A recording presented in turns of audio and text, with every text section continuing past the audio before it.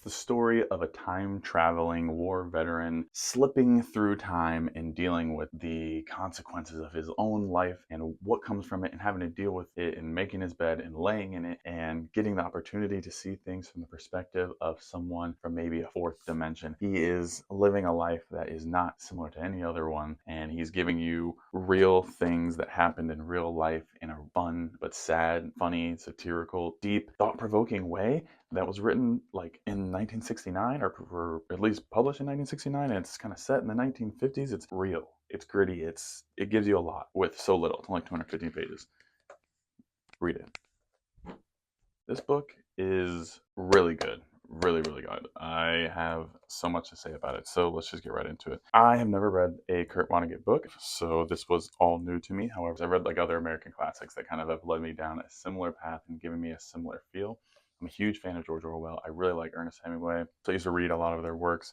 It's similar to them, right? He's one of those classic great writers that is so talented and so good at making it easy to understand what he's trying to say with as little words as possible. And he goes from his introduction, right, where he basically, because it says chapter one, but really chapter one is kind of just like an intro, or like a prologue, if you would, like a commentary, right? It's like him as Kurt Vonnegut talking about what he's going to do with this book and what it took to create this book, right? Pretty sick that he is kind of giving you that kind of insight, right? Because a lot of times you have to almost do your own research to kind of get that kind of insight. When you open it up, you'll see it says the Children's Crusade as one of the options as the name of the book. I'm actually just going to read you this first page because it has a lot of cool info about him, and so it kind of will give you a little bit of insight about the author, and then we kind of just go into the book. Slaughterhouse-Five, or the Children's Crusade, A Duty Dance with Death by Kurt Vonnegut, a fourth-generation German-American now living in easy circumstances on Cape Cod and smoking too much, who has an American infantry scout, oars to combat as a prisoner of war, witnessed the fire bombings of Dresden, Germany, the Florence of the Elbe a long time ago, and survived to tell the tale. This is a novel, somewhat in the telegraphic, schizophrenic manner of tales of the planet Tralmafador, where the flying saucers come from. Peace. So that really is straight from the author, straight from the horse's mouth, if you would, right? And he's telling you exactly what this story is about. And it might seem very convoluted and mixed up, and what he's saying makes no sense. However, it really does if you get into the story. So he is kind of using this as a vessel to tell you the story of basically, well, there's a few different things, right? It's really the vessel of PTSD. I feel like it's going to be telling you a lot about what the journey is for someone that has been through something really traumatic. It could just be war, but it could be life in general, right? And in this example, it's him in the persona of Billy Pilgrim, because there's oftentimes where he'll even break character and say, I was there, I said such. And it's not Billy Pilgrim, our main character, our protagonist, but it is someone that's in his cavalry, right? Because he's basically a military man, and he's going out through his life, and he's explaining to us what it was like in the war, after the war, and his life thereafter. Maybe not your traditional veteran, if you would, but he was definitely in the military. He was a prisoner of war, gets abducted by aliens, and this is all explained very soon in the story. I'm not revealing anything. And he works as an optometrist. So you're going to see a lot of his mental situations basically from his perspective, or basically from the perspective of the narrator talking about Billy. And you're going to be able to think that this is a sad but funny situation, because a lot of things that he goes through are comical, but it's also sad the way that he actually has to live through them and what's happened to him. This is a book that is only 215 pages long.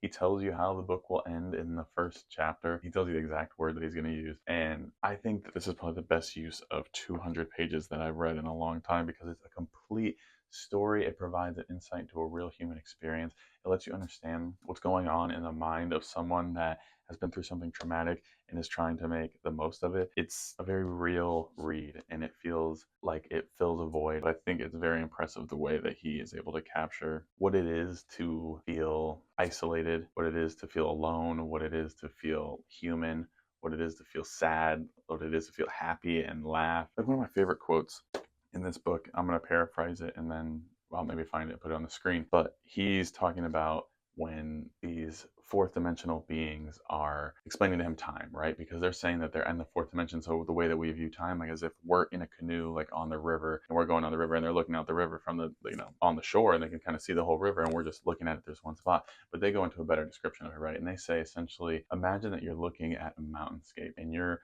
on a rail car, and you have a steel box welded around your head, and then you have a 6 foot pipe that you can look through one eye out into onto this rail car, right out of this rail car. So there's another 6 foot pipe. You have a steel box welded around your head. That steel pipe is fixed to the rail car again. So it's 6 feet long. It's a pipe. You're looking through it, and you have to see the world through that while the rail car is moving. You're looking at the mountain. That's what it's like looking at time and the world for a human like us, right? In the third dimension, a third dimensional being. When you're a fourth dimensional being, you see that. So it's like we're seeing such a pinhole shape of it. Regardless, what they talk about is focusing on the happy things, and I think that is really important because this is such a sad book, but it really has a good meaning, which is focus on what's good because you can't change what's bad, and everybody dies, so it goes. Great book, definitely recommend it. If you have not read it, stop trying to find another book to put on your TBR and just read this. It is, like I said, it's 215 pages long. It'll take you like 2 days to read if you're like a voracious, crazy reader. If not, maybe a week or whatever. It'll be a very short period of time. It's only 215 pages. I think you should definitely do it. I mean, we're all out here reading these 700, 800 page books that take forever to get through.